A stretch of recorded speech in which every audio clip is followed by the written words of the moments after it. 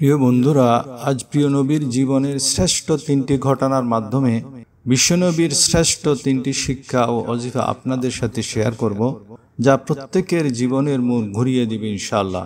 নবী মুসলিম ও মুসলিম সকলকে সম্মান দিতেন। অমুসলিম মেহমান হলে তার মেহমানদারি করতেন। একবার এক কাফের নবীজির মেহমান হলো। সে রাতের খাবারে দুধ পান করলো।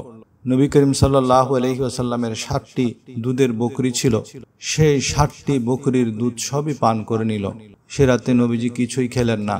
সে মেহমানকে রাতে ঘুমাতে দিলেন, কিন্তু সে রাতে বেশি খাওয়ার কারণে বিছানায় পেশাব পায়খানা করে ভোরে ভোরে বেরিয়ে গেল। দূরে এক কূপে সবকিছু ধুয়ে পরিষ্কার করলো। হঠাৎ মনে পড়ল তার মূল্যবান তরবারিটি সে নবীজির ঘরে ফেলে এসেছে। সে ফিরে আসলো। এসে দেখে নবীজি নিজ হাতে তার পেশাব পায়খানা পানি দিয়ে পরিষ্কার করছে। নবীজি যখন তাকে দেখলো, মুচকি হেসে দিলেন আর বললেন, হে সম্মানিত মেহমান, আমাকে ক্ষমা করুন, আমি আপনার যথাযথ খেয়াল রাখতে পারিনি। আপনার রাতে অনেক কষ্ট হয়েছে। আপনি যদি পরিষ্কার হয়ে আসেন তাহলে একটু বসুন, আমি আপনার জন্য সকালের নাস্তার ব্যবস্থা করছি। সে লোকটি বলেন, আমি নিজে লজ্জায় কিভাবে মুখ দেখাবো সে চিন্তায় মরে যাচ্ছি। আর নবী ঘরে এসে নবী যখন আমাকে এসব বলে দুঃখ প্রকাশ করছিল, নবীর এসব কথা আমার হৃদয়ের গভীরে গিয়ে আঘাত করছিল। আমার মনটাকে যেন ধুয়ে মুছে সাফ করে দিচ্ছিল, জাহেলিয়াতের অন্ধকার দূর করে দিচ্ছিল। সে তার কবিলায় ফিরে গেল। কিছুদিন পর সে তার কবিলার সকলকে নিয়ে প্রিয় নবীজির দরবারে আবার তশরিফ আনলো। সে বলল, ইয়া রাসূলুল্লাহ, আমি আমার কবিলায় গিয়ে বলেছি, আমি আজ মুসলমানদের নবীর ঘরে মেহমান হয়েছি। তিনি আমাকে পেট ভরে খাবার দিয়েছে। খাবার এত বেশি খেয়েছি, আমি রাতে বিছানা ময়লা করে ফেলেছি। কিন্তু দয়ার নবী আমাকে তিরস্কার না করে আমার কাছে ক্ষমা চাইছে। ইয়া রাসূলুল্লাহ, আপনার এই মহৎ আচরণের ঘটনা শুনে আমার কবিলার সকলেই আপনার হাতে ইসলাম কবুল করার জন্য চলে এসেছে। সে ও তার কবিলার সকলে ইসলাম কবুল করলো এবং সেই লোক সেই দিনও হুজুরের মেহমান হলো। হুজুর তাকে যখন দুধ দিল, সে মাত্র একটি বকরির দুধ পান করেই আর খেতে পারছিল না। তখন উম্মাহাতুল মুমিনিনগণ হুজুরকে জিজ্ঞেস করলো, ইয়া রাসূলুল্লাহ, ইনি সেই লোক না যে কিছুদিন আগে এসেছিল, 60টি বকরির দুধ একাই খেয়ে ফেলেছিল? হুজুর সাল্লাল্লাহু আলাইহি সাল্লাম তখন বললেন, হ্যাঁ, সে তখন কাফের ছিল, এখন সে মুসলমান। আর কাফেররা 7 আঁত দিয়ে খায়, মুসলমানরা 1 আঁত দিয়ে খায়। আরেকটি ঘটনা হলো জাবির বিন আব্দুল্লাহ। হযরত জাবির বিন আব্দুল্লাহ বলেন, আমার পিতা উহুদের যুদ্ধে ইন্তেকাল করেন। আমার ছোট বোন ছিল। আমার আর্থিক অবস্থা খুবই খারাপ ছিল। আমার রাসূল আমাকে নানান বাহানায় সাহায্য করতেন, যাতে আমার আর্থিক সমস্যাও সমাধান হতো, আমার সম্মানও বৃদ্ধি পেত। তিরমিজি শরীফের 1253 নং হাদিস।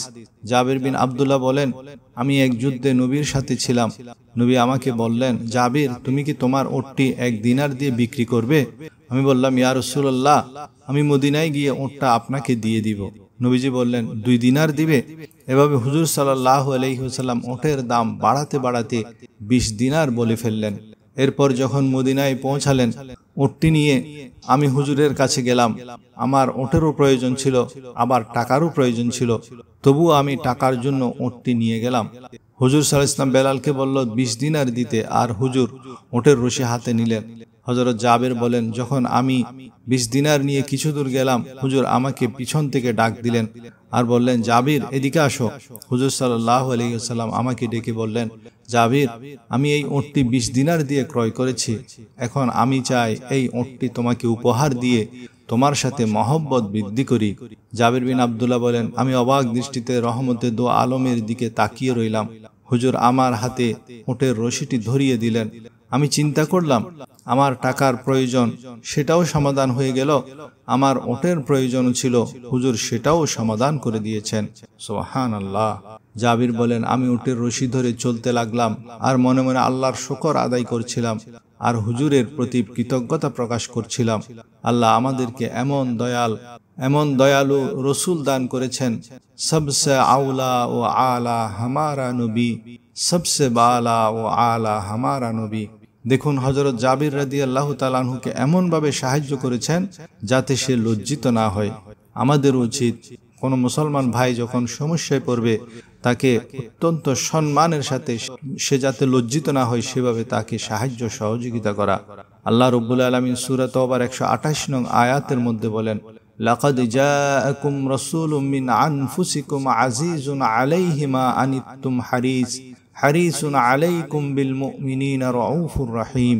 অর্থাৎ নিশ্চয়ই তোমাদের নিজেদের মধ্য থেকে তোমাদের কাছে একজন রাসূল এসেছেন, তোমাদের জন্য তার মায়া এত বেশি যে তোমাদেরকে যা কিছু কষ্ট দেয় তা তার কাছে খুবই কষ্টদায়ক।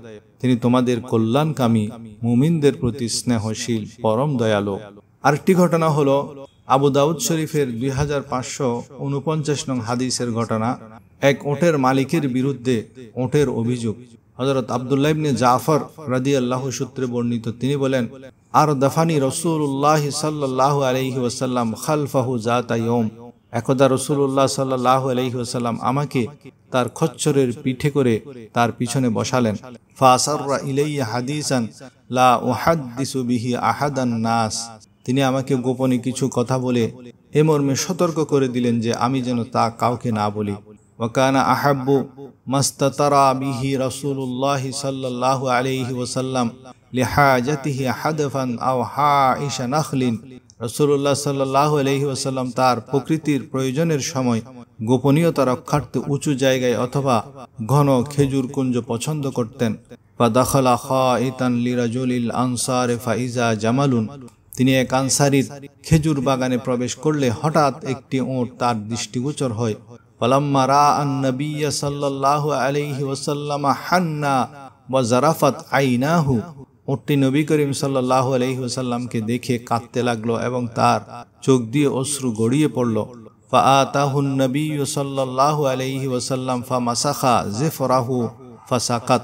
নবী করিম সাল্লাল্লাহু আলাইহি সাল্লাম উটটির কাছে গিয়ে তার মাথায় হাত বুলিয়ে আদর করলেন, এতে উটটি কান্না থামালো। ফাকালা মান রাব্বু হাযাল জামাল লিমান হাযাল জামাল। নবীজি জিজ্ঞেস করলেন, এই উটের মালিককে? তিনি আবারও ডাকলেন, এই উটটি কার? ফাজাআ ফাতান মিনাল আনসার ফাকালা লি ইয়া রাসূলুল্লাহ। এক আনসারী যুবক এসে বলল, হে আল্লাহর রাসূল, এটি আমার উট। ফাকালা আফালা তাত্তাকিল্লাহা ফি হাযিহিল বাহিমাত আল্লাতী মালাকাকাল্লাহু ইয়্যাহা। তিনি বললেন, আল্লাহ যে তোমাকে এই নিরীহ প্রাণীটির মালিক বানালেন, এর অধিকারের ব্যাপারে তুমি কি আল্লাহকে ভয় করো না? ফাইন্নাহু শাকা ইলাইয়া ইন্নাকা তুজিউহু ওয়া তুদঈবুহু। ওটটি আমার কাছে অভিযোগ করেছে, তুমি তাকে ক্ষুধার্ত রাখো এবং একে কষ্ট দাও। হাদিস দ্বারা বোঝা যায় ওট কত মানুষকে দেখেছে, কাউকে দেখে কাঁদে না, কিন্তু রহমতের নবীকে দেখে ওট নিজের দুঃখ কষ্টের কথা কেঁদে কেঁদে জানিয়ে দেয়। সুবহানাল্লাহ। যে রাসূল প্রাণীর প্রতি এত দয়ালু, মানুষের প্রতি সেই নবীর দয়া কতটুকু হবে একবার চিন্তা করে দেখুন। নবী করিম সাল্লাল্লাহু আলাইহি ওয়াসাল্লাম শুধু আমাদের মানব জাতির জন্য রহমতুল লিল আলামিন নয়, তিনি সমস্ত সৃষ্টি জগতের জন্য রহমতুল লিল আলামিন। সেই নবী মানুষের দুঃখ যেভাবে, কষ্ট যেভাবে লাঘব করেন, সেভাবে প্রাণীদের কষ্ট লাঘব করেছেন। আমাদেরকে প্রাণীদের প্রতি স্নেহশীল হওয়ার শিক্ষা দিয়েছেন।